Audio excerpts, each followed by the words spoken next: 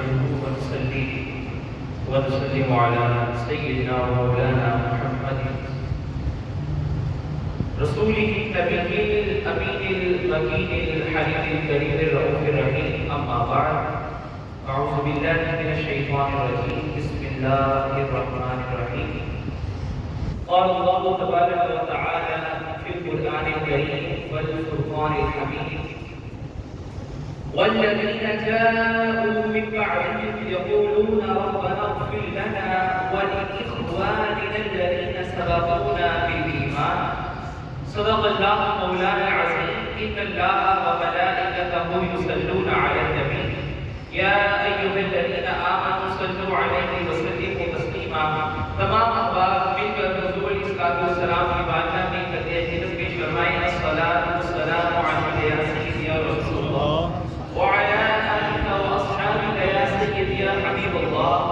الصلاة والسلام عليك يا نبي الله وعلى آلك وأصحابك يا سيدي يا رحمة للعالمين.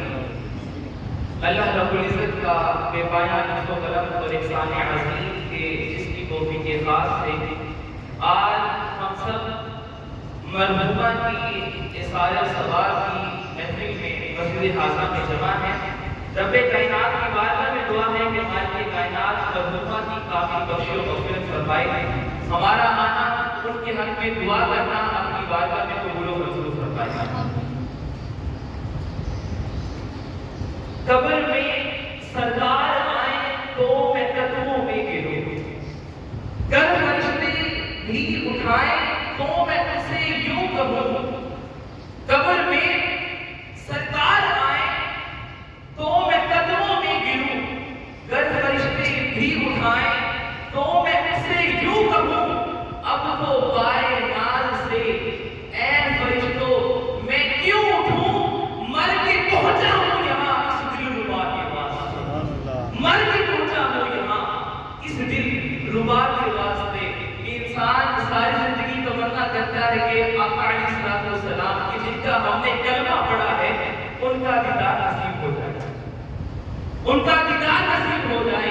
اگر یہ خواہش انسان کی زندگی میں پوری نہیں ہوتی، اللہ تعالیٰ بندہ مومن کی یہ خواہش اس کی قبر میں پوری کر دیتا ہے، اس کی قبر میں پوری ہو جاتا ہے.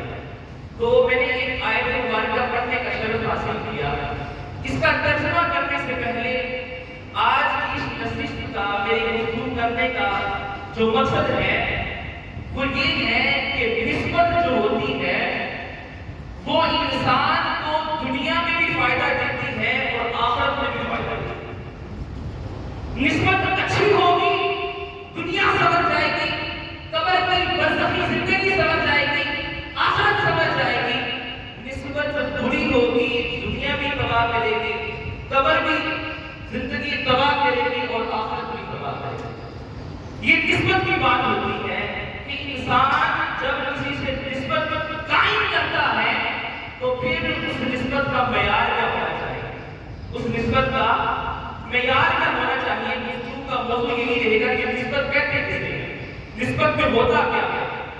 ایک آیت مبارکہ پڑھنے کا شرف حاصل کیا. رب کائنات نے قرآن کریم میں ارشاد فرمایا: وہ لوگ والذین جاءوا من بعدہم، وہ لوگ جو بعد میں آنے والے ہیں، ان کے بعد میں آئے، وہ کہتے ہیں باری تعالیٰ ہمارے ان بھائیوں کی بخش و مغفرت فرما جو ایمان لانے میں ہم سے پہلے سبقت لے گئے، ہم سے سبقت لے گئے، جو ہم سے پہلے گزر گئے ایمان والے لوگ. باری تعالیٰ وہ ہمارے بھائی ہیں تو ان کی بخش و مغفرت فرما. اس آیت کریمہ میں بعد میں آنے والے لوگ اپنے سے پہلے گزرے ہوئے لوگوں کی بخش و مغفرت کی دعا کر رہے ہیں اور وہ دعا کی بنیاد کیا ہے؟ باری تعالیٰ اخواننا، وہ ہمارے بھائی ہیں. ہمارے بھائیوں کی پتہ یہ چلا کہ بھائی اپنے بھائی کے لیے یہ جو نسبت ہے، نسبت اخوت ہے، کہ بھائی چارے کی نسبت ہے، اس نسبت کے صدقے سے وہ بخش و مغفرت طلب کر رہا ہے، بخش و مغفرت طلب کر رہا ہے. اب آئیے اس نسبت کی بات کو دیکھتے ہیں. جب نسبت قائم ہو جاتی ہے تو پھر اسلام کے اندر اس کا معیار کیا ہے، اس کا مقام حج کے دن چل رہے ہیں، آپ سب جانتے ہیں اس حج کے دنوں میں مناسک حج، ارکان حج جتنے بھی ادا کیے جاتے ہیں، ان سب کا تعلق کسی نہ کسی نسبت کے ساتھ ہے، کسی نہ کسی نسبت کے ساتھ جڑا ہوا ہے۔ میں آپ کو کئی مثالیں دیتا ہوں، اس میں وقوف عرفات بھی شامل ہے، اس میں صفا اور مروہ کے درمیان جو صحیح کرنا ہے یہ بھی شامل ہے، اس میں قربانی کرنا بھی شامل ہے۔ الحج پورا کا پورا حج نسبت کے اوپر قائم ہے، اور وہ نسبت کیا ہے کہ اللہ تعالیٰ نے اس نسبت کو ایسا قبول فرمایا کہ اسے عبادت قرار دیا، اسے بول کے کیا بنایا، اور وہ ایسی عبادت ہے کہ جو بندہ بھی کرتا ہے حج، اللہ تعالیٰ اس کے تمام گناہوں کو معاف فرما دیتا ہے۔ یہ صدقہ کس کا ہے؟ یہ سارا کا سارا صدقہ نسبت کا ہے۔ کس کا ہے؟ نسبت کا ہے۔ اب اسی نسبت پر چلتے ہوئے ایک مثال دیتا ہوں۔ اللہ تعالیٰ نے قرآن کریم میں نسبت کے حوالے سے ارشاد فرمایا، جو نسبت قائم کی، فرمایا ان الصفا والمروہ من شعائر اللہ، کہ بے شک صفا اور مروہ اللہ کی نشانیوں میں سے ہے۔ سوال پیدا ہوتا ہے، باری تعالیٰ یہ دو تو پہاڑیاں ہیں، تیری ان میں سے نشانیاں کہاں سے آ گئی؟ تیری نشانیاں تو فرماتا ہے قرآن تیری نشانی ہے، اس کی آیات تیری نشانیاں ہیں۔ سوال پیدا ہوتا ہے، باری تعالیٰ یہ صفا اور مروہ یہ دو تیری نشانیاں کیسے بن گئی؟ اس کا جواب بھی ہمیں تاریخ بتاتی ہے کہ جب اللہ تعالیٰ کے حکم سے حضرت ابراہیم علیہ السلام اپنی اہلیہ حضرت بی بی ہاجرہ سلام اللہ علیہا کو لے کر اور اپنے چھوٹے بچے حضرت اسماعیل علیہ السلام کو لے کر اللہ تعالیٰ کے حکم سے بوادی غیر ذی زرع ایسی وادی میں لے کر جاتے ہیں جہاں پر نہ کوئی پانی ہے نہ کوئی زراعت ہے، وہاں پر زندگی کی کوئی آثار نظر نہیں آتے باقاعدہ، تو وہاں پر اللہ تعالیٰ کے حکم سے جب چھوڑ کے جاتے ہیں، تھوڑی دیر گزرتی ہے، حضرت اسماعیل علیہ السلام کو پیاس لگتی ہے۔ اب وہ پیاس سے جب شدت اختیار کرتی ہے، رونا شروع کر دیتے ہیں۔ اب ماں کی ممتا تڑپتی ہے۔ اب یہاں پر اولاد کے لیے ماں کی محبت دیکھیے، اللہ تعالیٰ بھی اس محبت کو کیسے قبول فرماتا ہے، اس نسبت کو کیسے قبول فرماتا ہے۔ نسبت کی بات، اب ماں جب دیکھتی ہے بیٹا پیاسا ہے، پیاس سے تڑپ رہا ہے، ماں پانی کی تلاش میں کبھی صفا کی طرف جاتی ہے، کبھی مروہ کی طرف جاتی ہے، مگر پانی نہیں ملتا۔ یوں تلاش کرتی کرتی ساتھ چکر لگا دیتی ہے، پانی نہیں ملتا۔ اللہ تعالیٰ کی بارگاہ میں ہاتھ اٹھاتی ہے، مالک کائنات تیرے نبی کا بیٹا ہے، تیرے نبی کی اولاد ہے، باری تعالیٰ پیاسا ہے، اپنا کرم فرما۔ اب کیا ہوتا ہے، ماں کے ہاتھ ابھی ہوا میں ہوتے ہیں، ماں کے ہاتھ ابھی ہوا میں ہوتے ہیں، حضرت اسماعیل علیہ السلام اپنی ایڑیاں رگڑتے ہیں، باری تعالیٰ چشمہ جاری کر دیتا ہے۔ ذرا بلند آواز سے کہیں سبحان اللہ۔ سبحان اللہ۔ اللہ تعالیٰ پانی کا چشمہ جاری کر دیتا ہے۔ پتہ یہ چلا اگر ماں اپنی اولاد کے حق میں دعا کرتے، اللہ تعالیٰ زمین کا سینہ بھی چیر دیتا ہے اور پھر وہاں سے پانی کے چشمے جاری کر دیتا ہے۔ کیوں؟ یہ ساری کی ساری برکتیں نسبت کی وجہ سے۔ کس کی وجہ سے ہے؟ نسبت کی وجہ سے۔ اب ماں نے صفا کی طرف سعی کی، چکر لگایا، مروہ کی طرف چکر لگائے، اللہ تعالیٰ کو یہ ادا اتنی پسند آئی، اتنی پسند آئی، اللہ تعالیٰ نے اسے اپنی نشانیاں بنا لیا، اسے اپنی نشانی بنا لیا اور نسبت قائم کر دی اس واقعے کے ساتھ، اور فرمایا ان الصفا والمروہ من شعائر اللہ، کہ بے شک صفا اور مروہ اللہ تعالیٰ کی نشانیوں میں سے نشانیاں ہیں۔ دوستان محترم، یہ ہے اسلام کے اندر نسبت کا معیار اور نسبت کا مقام۔ جب انسان کی نسبت اس دنیا میں رہتے ہوئے اچھے لوگوں کے ساتھ قائم ہو جاتی ہے تو دنیا میں بھی فائدہ ہوتا ہے، قبر میں بھی فائدہ ہوتا ہے، اور پھر اسے آخرت میں بھی فائدہ ہوتا ہے۔ الحمدللہ ہم سب یہاں پر نسبت والے بیٹھے ہیں، ہم سب یہاں پر نسبت والے بیٹھے ہیں۔ اب آئیے اس مضمون کو مزید میں آگے لے کر چلتا ہوں کہ نسبت جب قائم ہو جاتی ہے، اب حضور علیہ السلام نے ارشاد فرمایا کہ بندہ جب اس کو موت آتی ہے، ان العبد اذا وضع فی قبرہ، جب بندہ مومن کو قبر میں لٹایا جاتا ہے، لے کر جایا جاتا ہے، تو پھر اس کے پاس کیا آتے ہیں؟ دو فرشتے آتے ہیں، اور پھر اس کے ساتھ سوال و جواب کا سلسلہ شروع ہو جاتا ہے۔ جب سوال و جواب کا سلسلہ شروع ہو جاتا ہے، صحیح بخاری میں ہے کہ اس سے پوچھا جاتا ہے ما كنت تقول في حق هذا الرجل، ایک تصویر دکھائی جاتی ہے، ایک شخصیت کا دیدار کروایا جاتا ہے، اور پوچھا جاتا ہے کہ دنیا میں اے بندے تو یہ بتا اس شخصیت کے بارے میں کیا کہا جاتا ہے؟ وہ حضور علیہ السلام کا دیدار کروایا جاتا ہے اور پوچھا جاتا ہے کہ بندے دنیا میں اس شخصیت کے بارے میں کیا کہا جاتا ہے، کیا کہا جاتا ہے؟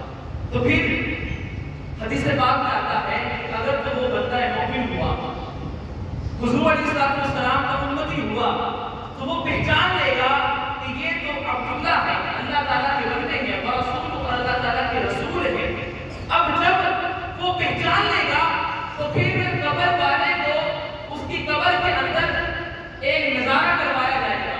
وہ نظارہ پہلے دوزخ کا ہوگا، اور اس بندے سے فرمایا جائے گا، کہا جائے گا کہ بندے اگر تم حضور علیہ السلام کی شخصیت کو نہ پہچانتا تو پھر تیرا ٹھکانہ یہ جہنم ہونا تھا، مگر مبارک ہو تو حضور علیہ السلام کا سچا امتی ہے، تو نے حضور علیہ السلام کی ذات کو پہچان لیا۔ دنیا میں کہا کرتا تھا یا نبی آپ کا بس دیدار چاہیے، یا نبی بس آپ کا دیدار چاہیے، وہ پھر قبر میں ہو جائے یا پھر زندگی میں ہو جائے۔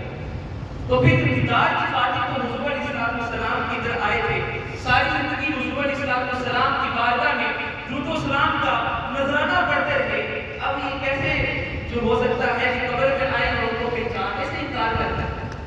ساری زندگی حضور علیہ السلام کا نام لیتے رہے، آقا علیہ السلام کی بارگاہ میں درود و سلام کا نذرانہ پیش کرتے رہے، لیکن جب قبر میں دیدار کروایا جائے تو پہچان نہ ہو، ایسا ہو نہیں سکتا، ایسا ہو نہیں سکتا۔ تو حضور علیہ السلام کا جب اس کو معرفت اور پہچان نصیب ہو جائے گی تو پھر اس قبر والے کے لیے جنت کی کھڑکیاں کھول دی جاتی ہیں، وہ جنت کی ہواؤں میں رہتا ہے۔ تو اللہ تعالیٰ اس نسبت کی وجہ سے یہ جو نسبت قائم ہو گئی، حضور علیہ السلام کا امتی ہونے کی نسبت، اللہ تعالیٰ اس کے سبب اس کی بخشش فرما دیتا ہے۔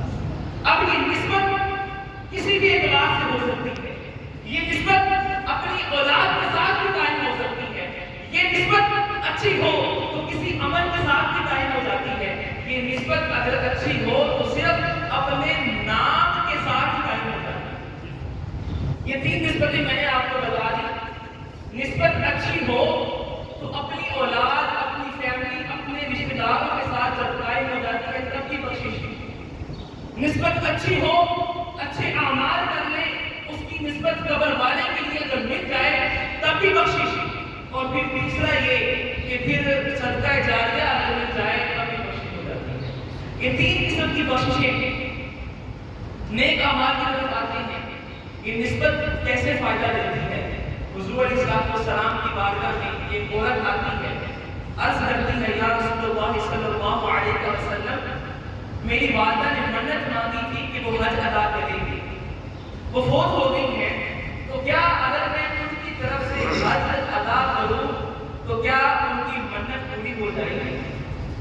حضور علیہ السلام نے پھر فرمایا کہ اگر اس عورت کے اوپر، میری والدہ کے اوپر کوئی قرض ہوتا، وہ مقروضہ ہوتی، تو کیا تم اس کا قرض ادا کرتی؟ اس نے کہا بالکل ہاں۔ فرمایا وہ ادا ہو جاتا؟ اس نے عرض کی بالکل ہاں، منظور ہو جاتا۔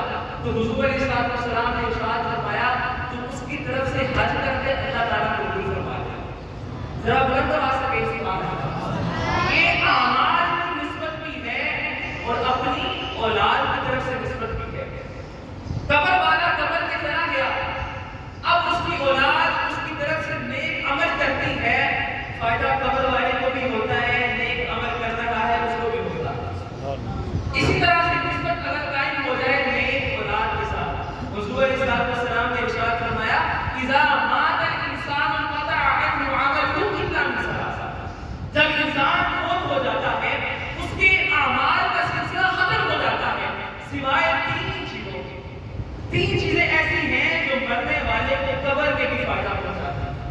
یہ میرے الفاظ نہیں ہیں، حضور علیہ السلام صحیح بخاری اور مسلم کی حدیث سے بات ہے. 3 چیزیں ایسی ہیں جو مرنے کے بعد بھی انسان کو فائدہ پہنچاتی ہیں. فرمایا وہ کیا چیزیں ہیں؟ فرمایا پہلی چیز ہے صدقہ جاریہ. وہ آج تک کوئی نیک عمل کر دیا زندگی کے اندر وہ قبر میں فائدہ دے گا اور آخرت میں بھی فائدہ دے گا. دوسری چیز او علم ينتفع به، کسی کو علم سکھا دیا، کوئی دین کی بات سکھا دی، جیسے یہاں پر میرے بھائی قرآن کریم حفظ کر رہے ہیں. یقیناً جو ان کے استاد ہیں، ان کو پڑھانے والے ہیں، ان کے لیے قبر میں بھی فائدہ ہے اور آخرت میں بھی فائدہ ہے.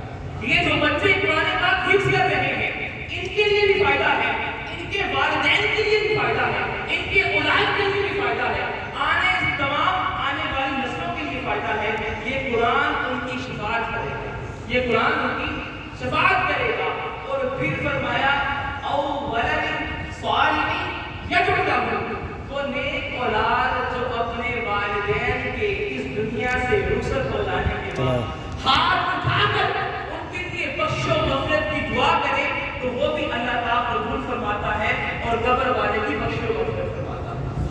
کل آپ سب نے دیکھا ہوگا، یقیناً عام طور پر یہ ہوتا ہے، ہمارے معاشرے کا رواج بن چکا ہے، لوگ اپنی اولادوں کو دینی حوالے سے تربیت نہیں کرتے ہیں، اور جب کوئی فوت ہو جاتا ہے ان کے والدین میں سے تو پھر وہ بھاگتے قاری صاحب کی طرف، مولوی صاحب کو بلاؤ جی، پڑھا دیں، جنازہ پڑھا دیں.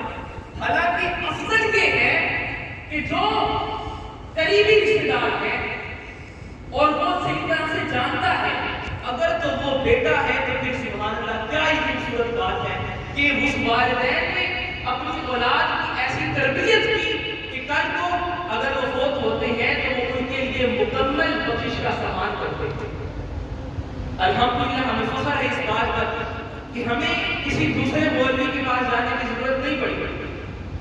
خود اللہ تعالیٰ نے اتنا علم عطا فرمایا اور ایسے ہی والدین نے تربیت کی کہ اللہ تعالیٰ نے ایسا سبب خود بھی بنا دیا کہ وہ خود اولاد اپنے والدین کے لیے بخش و مغفرت کا سبب بنتی ہے. اور اس حدیث پاک کے اوپر پورا اترتی ہے کہ جو حضور علیہ السلام نے ارشاد فرمایا کہ اذا مات الانسان انقطع عنه عمله الا من ثلاث، ان میں سے فرمایا او ولد صالح یدعو لہ، وہ نیک اولاد جو اپنے والدین سے اس دنیا فانی سے رخصت ہو جانے کے بعد ان کے لیے بخش و مغفرت کی دعا کرتی ہے تو اللہ پاک سے قبول فرما لے گا. اللہ پاک اس نسبت کے اندر بڑی ہمیں تاثیر عطا فرماتا ہے. وہ تاثیر کیا ہے؟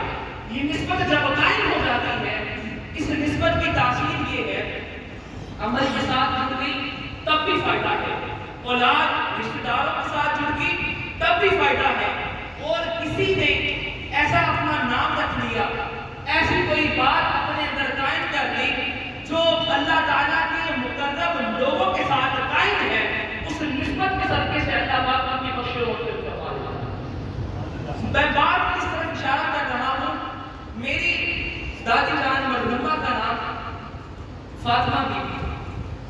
اب اس نام کی نسبت دیکھیے گا، یہ نام کس کا ہے؟ کوئی جانتا ہے؟ یہ نام کس کا ہے؟ حضرت بی بی فاطمہ الزہرا سلام اللہ علیہا. اس نام کی نسبت اور برکت اتنی ہے، پیر نصیر الدین نصیر شاہ صاحب فرماتے ہیں کہ چادر